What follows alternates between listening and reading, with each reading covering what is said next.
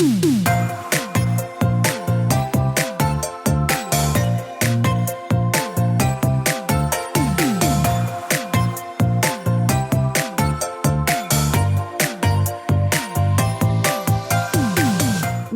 to the Plant-Based Podcast. Did you know that plants are truly amazing? Not only can you grow them and eat them, you can also wear them, drink them, nourish your skin with them, and so much more. Let Ellen and Michael inspire you to love plants as much as they do, as they chat with the movers and shakers in this wonderful plant-based world. So, let's dig in.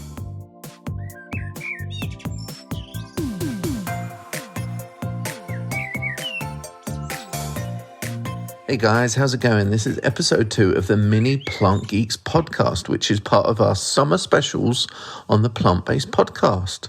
So last week you will have heard Ellen talking to Horatio's garden as part of her wellbeing podcasts. And this week you're going to hear me talking about petunias. So bear in mind that, I'm quite serious when I'm on my own. I often need Ellen to bounce off and kind of banter with. So be aware that it's another podcast where I sound a little bit too serious and not at all lifelike, but you'll love it. So there's tons of knowledge in the podcast, and we're talking to the Kerley family, who are a family business based just outside Cambridge, and they are famous for petunias, chrysanthemums, vigelias, so many garden plants that we use from year to year. The most famous petunia, which is one you may have heard of, is called Priscilla. And this is actually the first one that they created. And it is a gorgeous double with a crushed brown sugar fragrance. So in this episode, we talk all about the genetics, kind of unusual species, what they're looking for in a petunia. And you might be surprised to hear the most important thing is beauty, even before you consider weather performance or disease resistance. So it was a really, really interesting chat that I had with David Kerley, who is the king of petunias, I would say. And yeah, I hope you enjoy it. It will tell you all different tips on how to grow them as well. And also, he'll explain the fragrance, and you'll find that the fragrance of every single petunia is a little bit different. So I really hope you enjoy the episode. I'm actually going back outside now to do a little bit of gardening because I've got some petunias that need deadheading. So that happened at the right time, didn't it now? See you soon, guys. Hope you enjoy it.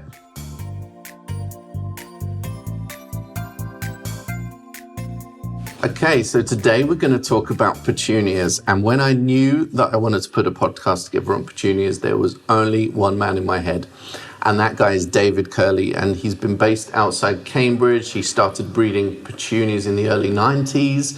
He's most known for Petunia Priscilla, which is a petunia you've perhaps grown in your gardens yourself.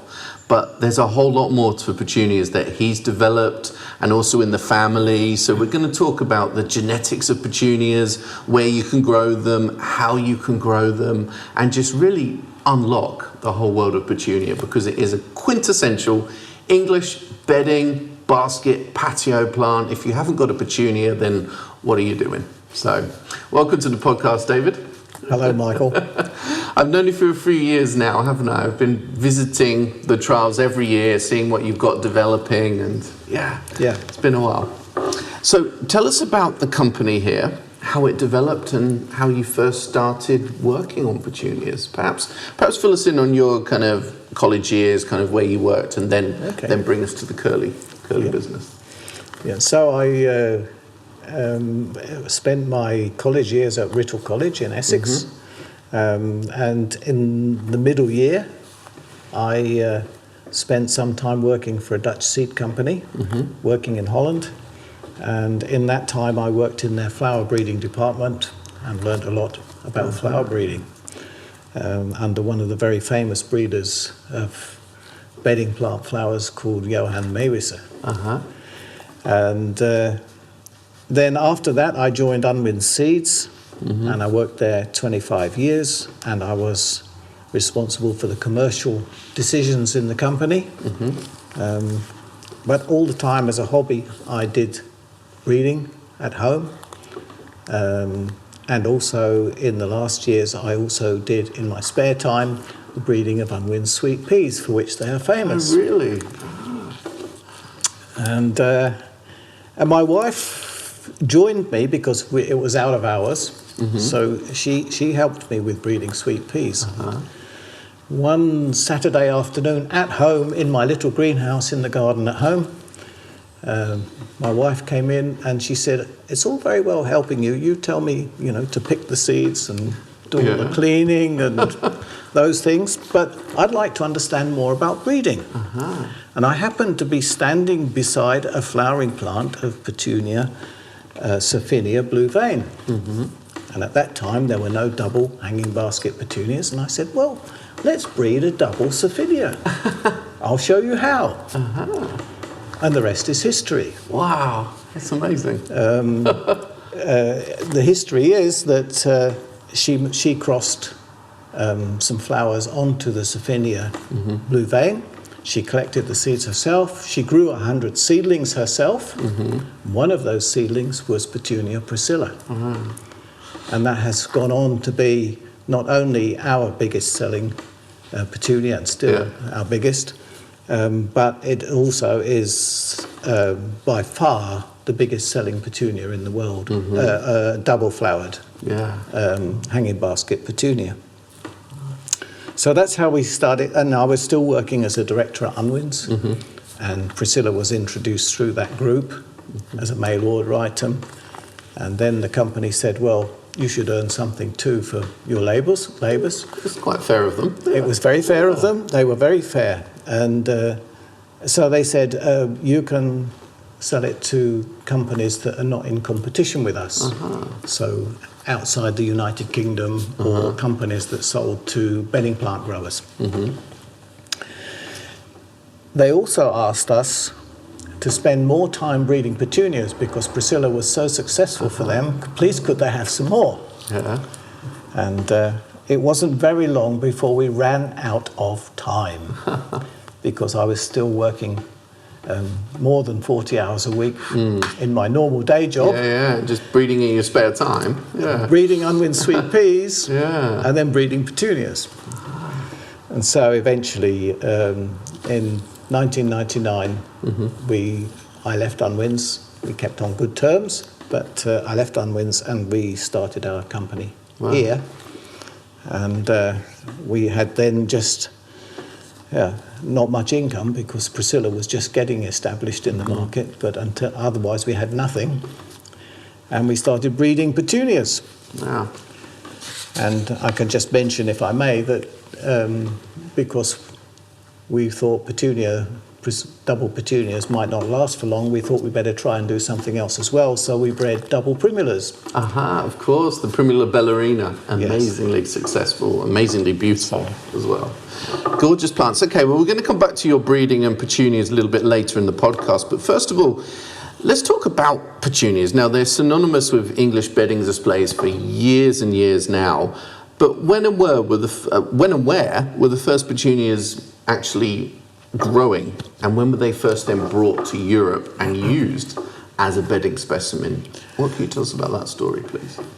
Just a little bit that I know.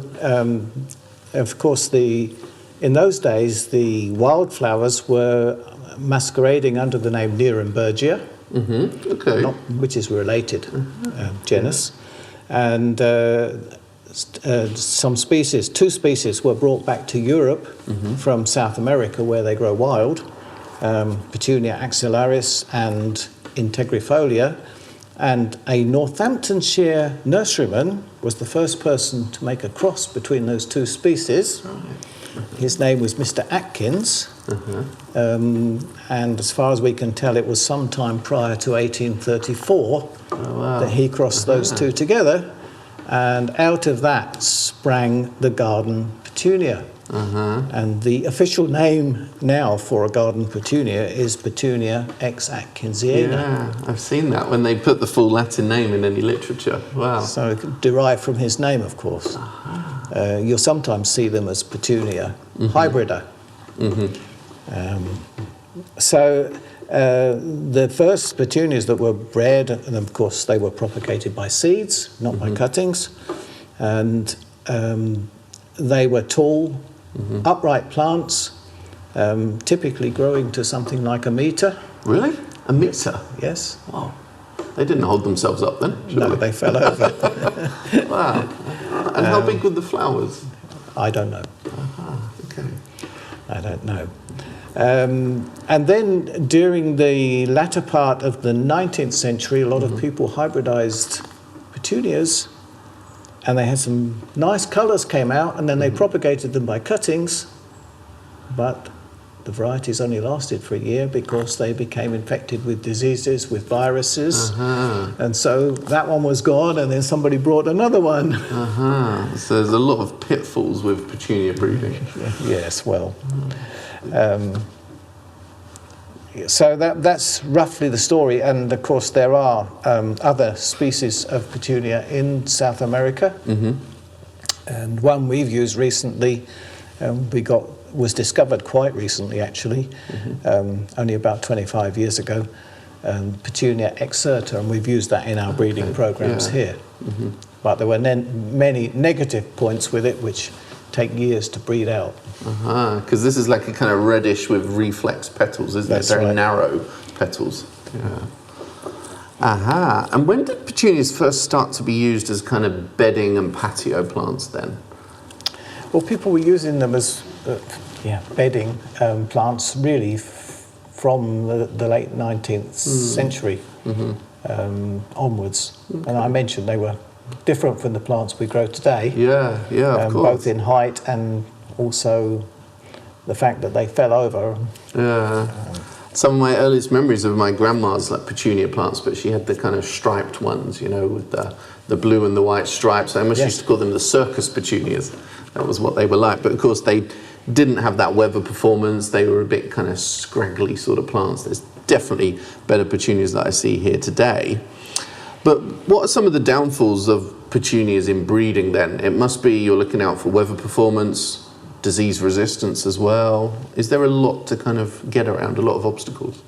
Well, we look at we have lots of tick boxes, we call them, that a new variety has to pass. The most important one is it beautiful? But weather resistance is a key point, and because we breed a lot for the bedding plant growers or the patio plant growers, one of the things we have to take into account is earliness, because they're not interested in something that will come into flower in June. They want something that looks good on the garden centre bench, don't they? That's right. And then through the season performance, of course.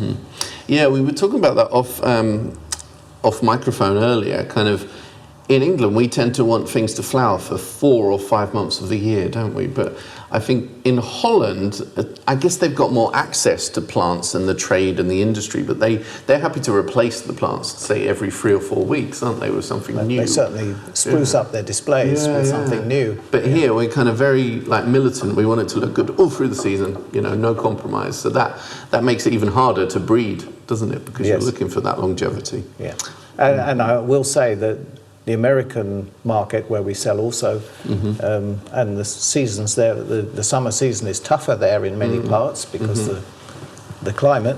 But they definitely want varieties that will last right through the season. Yeah, wow. Okay, so obviously you started working on petunias, Petunia Priscilla. You created the first double, so it purely didn't exist before then. And then you went on to develop more doubles in that series. Is that correct? That's right. Yes, yes, we have something like 25 double petunias. So what came next with the doubles then? Which was the next variety? Well, the next varieties don't exist anymore, I have to say. We had Vanessa, we had Rosella, and then we had Julia, which was the next one, which had a long life. So that was number 4, and that's lasted more than 20 years. Wow. Julia has. That's brilliant. So.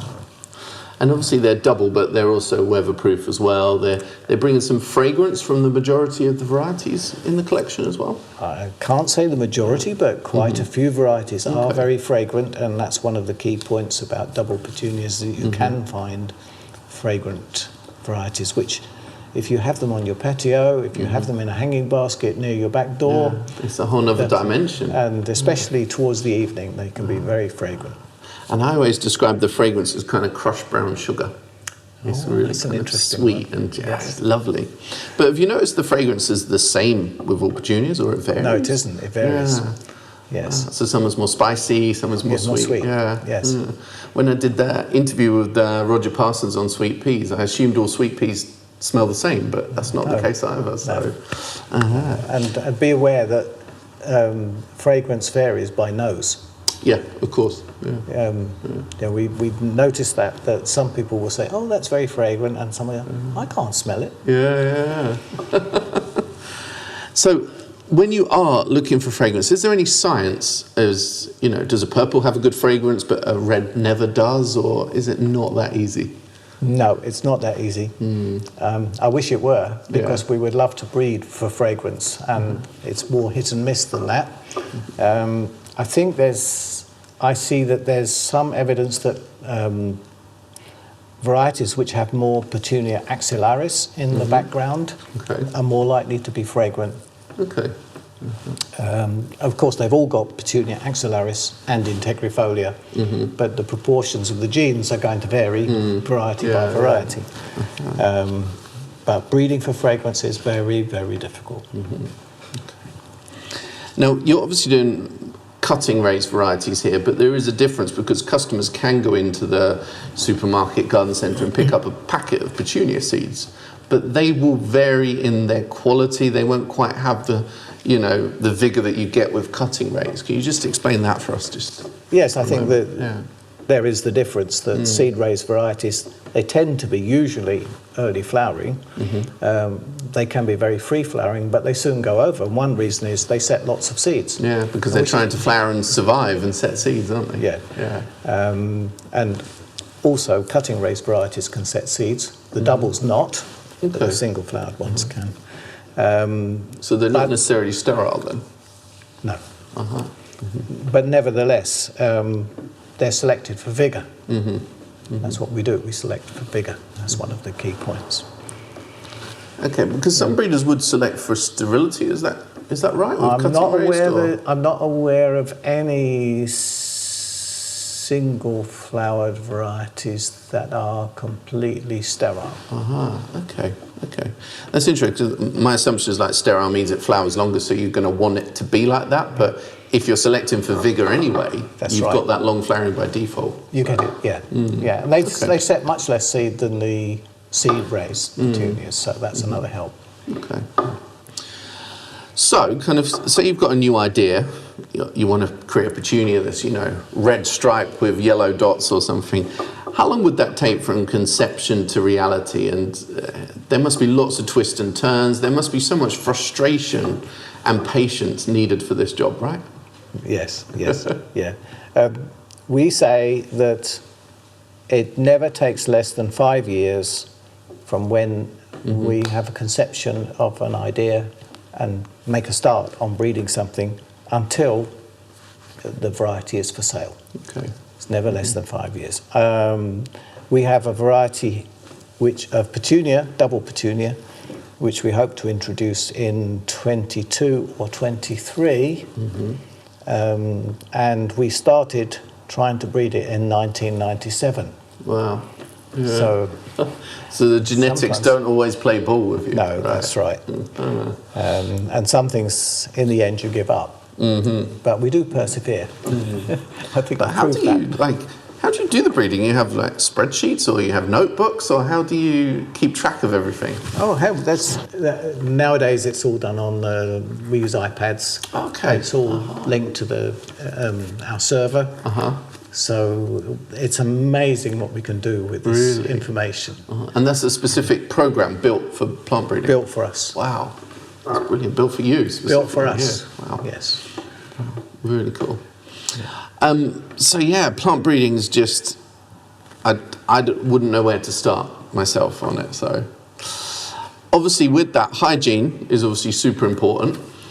And just explain to us you have to maintain the varieties first of all. So that's part of making sure they haven't got virus in themselves. And that is actually quite a long process that people don't realise happens, isn't it? Yeah. When we breed a new variety and decide it's worthy of introduction, first of all, we have to send it to a tissue culture lab, and over a period of 1 year, they test it for all the known viruses, and also they multiply the stock, and they send plants back to us from the tissue culture out of the test tubes, and we grow them here to check that what's in the test tube is what it should be. And after 1 year, we get a certificate. And then after that, the variety can be shipped around the world to the growers. So they will receive from laboratory tissue culture plants in vitro, we call it, not living plants in soil. And from that, they grow their mother plants from which they take cuttings. And they repeat that process every year to make sure that what the gardeners get has got no pests or diseases with it. Because it's so important with any garden plant, but petunia is more than most, isn't it? Why is that? Yes, we have to test our petunias for 23 viruses and 9 viroids, which are kind of virus, so that's 32 in all, because the petunia belongs to the same family as the potato, the tomato, tobacco, aubergine, crops, capsicum, peppers, and governments around the world are very anxious that they don't get plants coming into their territory which are carrying a disease which could affect their potatoes or tomatoes. So that's why it's all so tightly controlled. Yes. And of course, we don't want our gardeners to get plants which could succumb course. to a disease. Absolutely. That's another point. Because also, like in terms of the breeding here, you need to keep good hygiene as well. So even not transferring viruses from people to plants as well. So I know when you're here, you're always like, don't touch that, Michael, or like wearing gloves as well. So I always have to be super careful. But of course, one false move and you could have virus and disease in your plants, couldn't you? Yes, and in maintaining our plants here, we change gloves every time we move from one plant to the next plant, using disposable gloves, of course. And we use sterile scalpels to take our cuttings or to cut the plants back. When we go into the greenhouse, we've got disinfectant mats for our feet, and we have to put a clean white coat on as we go in the door. Yeah, good. So you're also trialling inside, you're breeding inside, you're trialling inside, but you also trial outside for weather performance, right? That's right, because that is probably one of the pitfalls of petunias. They can flop after rain, they need to bounce back quickly. But I asked you earlier kind of how do you select for a weather performance in petunias, and I assumed it was a more dense flower that was stronger, but that's not the case, is it? There's a few different elements that you look for. Yes. As far as rain resistance is concerned, it seems that the susceptibility of the flower to botrytis is one factor. It's the repeat flowering. It's coming back quickly after rain. Because then the customer doesn't notice they've collapsed. Because suddenly within half an hour there's new blooms. Well, the next day anyway. But another aspect to it is that we try and breed with short flower stalks. Okay.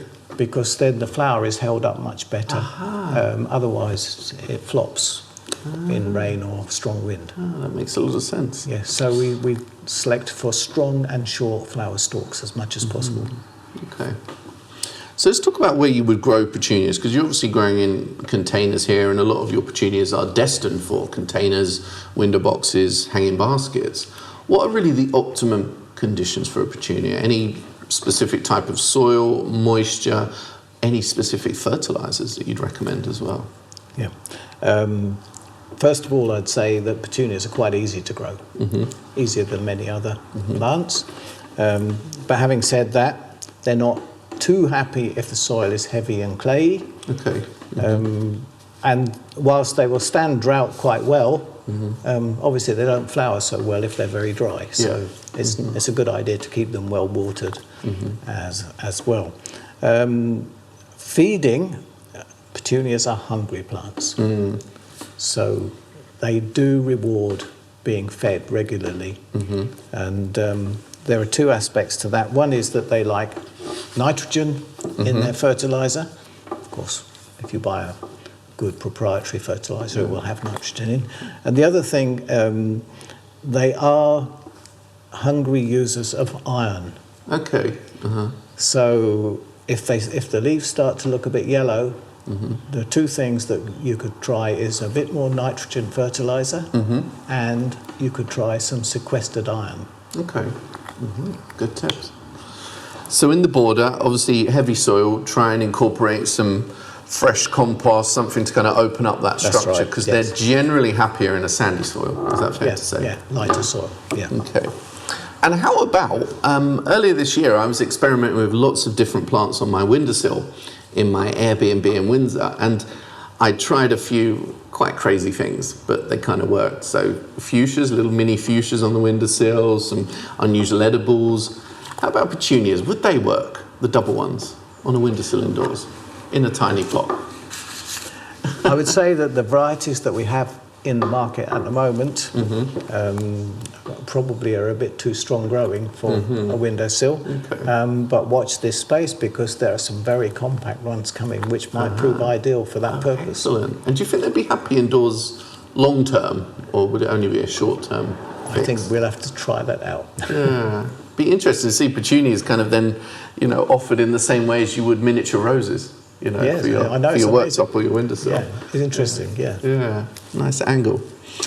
Okay, we're talking about petunias. Obviously, they're an annual plant, so they only grow for one season, but there might be customers that try and keep them for year two.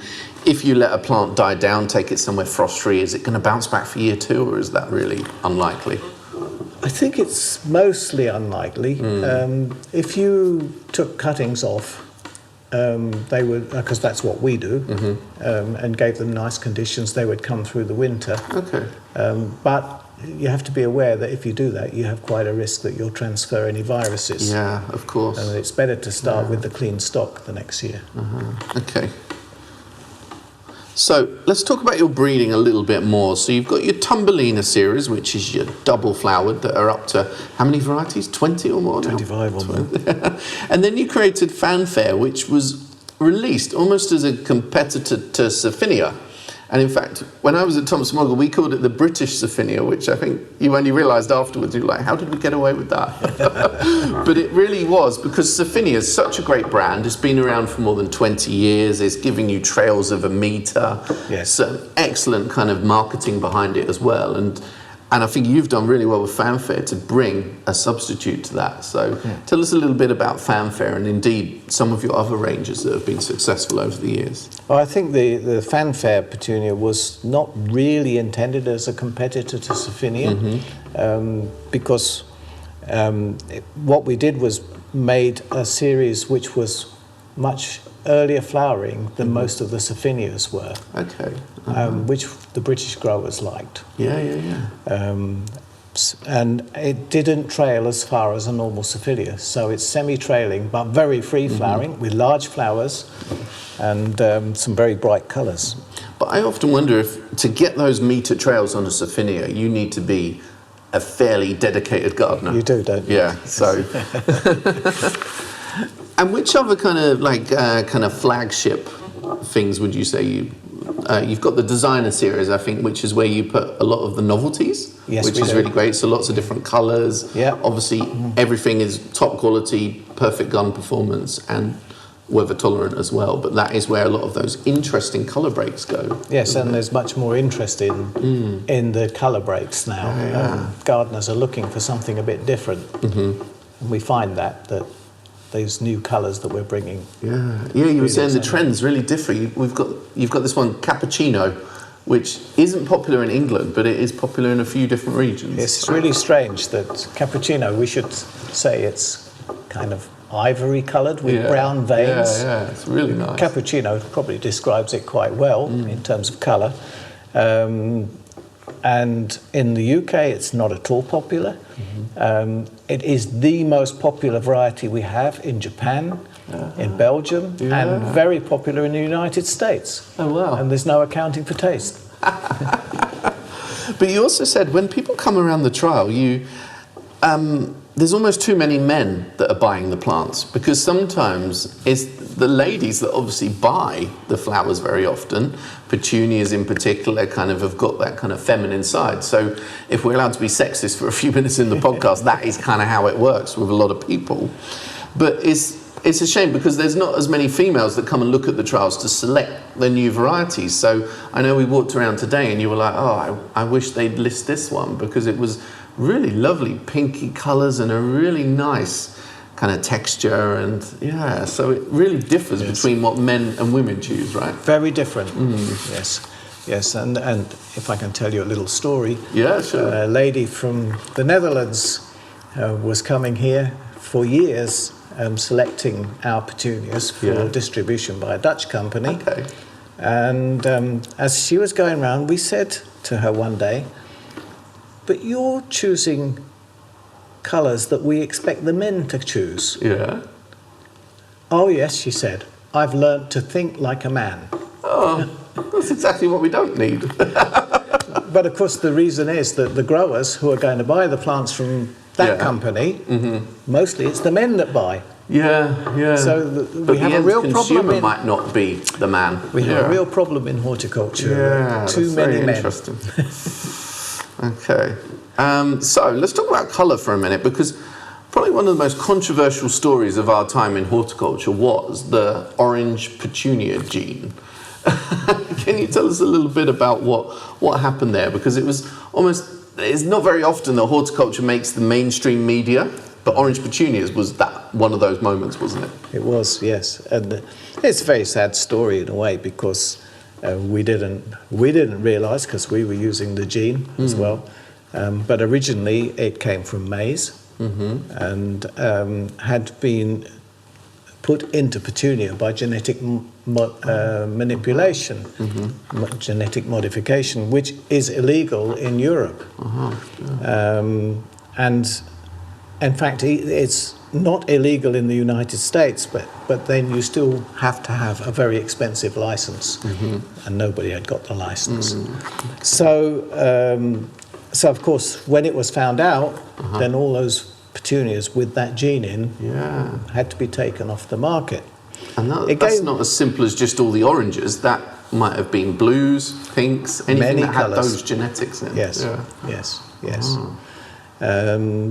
So it gave us an opportunity, because we had a variety which was the nearest to orange, which is called Tango. Okay. Yeah. And that doesn't have the gene in. And so the sales of that variety have gone up tremendously since that time, because if people want an orange colour, that's the nearest they can get. So there must have been afterwards some sort of amnesty where people are then handing in their varieties that they know had this genetics in, or because you might unwittingly know. You wouldn't know, would you? Sometimes we had to test our whole assortment. Okay, you were very forced expensive. to test. Oh yes, oh, really? Yes. Okay. Yeah, I can say this was one of the occasions when we worked very closely with the Department of Agriculture, DEFRA as it's called. They worked with us and we worked with them, and it was a very satisfactory relationship. Super. It was great to work together like that. But we had to destroy we destroyed, I think, 15% of our breeding stock. Wow. Because the gene was in there. So some of those you will have had... And not witting, and we didn't know. Yeah. And with some of those you would have then to come up with a plan B to breed what you were trying to breed in that instance. Then. Yes. And in some cases perhaps there wasn't a plan B. So are there some things that were just lost to the compost heap? There are no oranges. Wow, yeah. There is no plan B. Well, the nearest is Tango, but the real orange has gone. So obviously orange is kind of the holy grail in colour breaks in petunias, isn't it? I don't know if we'll ever get there. But any other colours that are real blue? There's fairly good blues now, isn't there, that you call a true blue? Yes. Yeah. What's what else? Of course, we've had black. Yeah, of course. Not as popular with consumers as we imagined it would be. No, but black and yellow looks quite nice. Yeah, nice combo. Yeah. Because Salpiglossis, this is a plant that I used to grow in my childhood. That's quite close to Petunia, isn't it? Has there been some crosses between those two? I don't... it's been tried many times. I don't think anyone succeeded, but I stand to be corrected on that. I've never heard of it being successful. But obviously, a couple of families that have been merged in recent years is Calibrachoa and Petunia. Yes, well, of course, Petunia and Calibrachoas were all originally in the family, in the genus Petunia. Yeah, I saw this information recently. It was only when it was realised that the Calibrachoa species, as they're now known, had a different chromosome number, that they have 18 chromosomes against 14 for Petunia, then they were separated out. And that means that by normal crossing, you can't combine the two. However, in laboratory, you can do it. It's not a genetic manipulation, it's just that you need to rescue the embryos from the cross at a very early stage after pollination, and it has to be done in a laboratory, not on the plants. Quite costly, and there's actually only one company that goes through with that at the moment, isn't there? That's right. Yes. So, okay, that's great, but there's some real merit in those because they tend to be a bit more weatherproof. There's some really nice colour breaks. Some in beautiful there as well. colours in there. Yeah, for sure. So, where else do you see that cross going in the future? Do you think there's potential for different ones, or perhaps results that look more like a Calibrachoa, perhaps? In the cross between those two, I don't know. I don't know. It's interesting that there are other companies that have the resources to be able to do it, and they haven't followed down that route. So perhaps it's very difficult, and the likely rewards in terms of sales not sufficient to justify the amount of effort. True. You know, like we are with double petunias, one company gets the niche market. Yeah. Yeah, I remember. You probably remember at Thompson Morgan when we created the climbing petunias. Yeah, I do. Yes. Just sending a petunia upwards, and then you've got a climber. But some of those are so vigorous that you can indeed do that, or as ground cover. So, I've always wanted to try your Tumbelinas as a rockery plant. Do you think that would work, or they wouldn't like to be so close to the ground? I think they could work. Yeah, I have to try that sometime. I think the new ones that are coming that are compact would work really well. Do you grow any petunias at home? Yes. Yeah, which ones? Every year I grow different ones. Yeah. Actually, until now, nearly every year I've had Priscilla. This year I didn't. Yeah. Of course, Priscilla's my wife. So, yeah. Of course. What did she think of that? So it was nice to have her flower. Yes, every year I have petunias. Yeah. Oh, awesome. In terms of species, though, is there any petunia species or anything kind of untapped that you think is decent as a garden plant, or they need the breeding to make them more suitable? Petunia axillaris is quite nice as a garden plant. Yeah.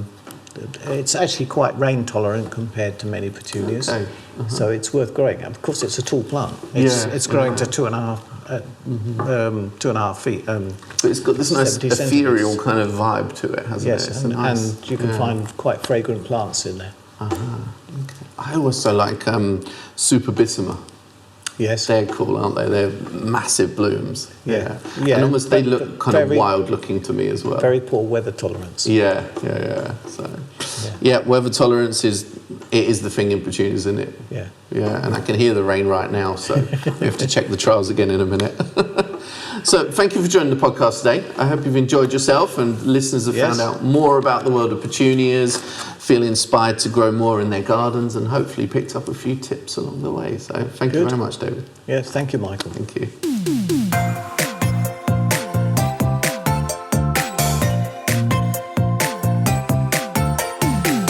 The music for the Plant-Based podcast is part of the song Grow by Mikey James, and our editor is Gareth Patch of Semi Echo.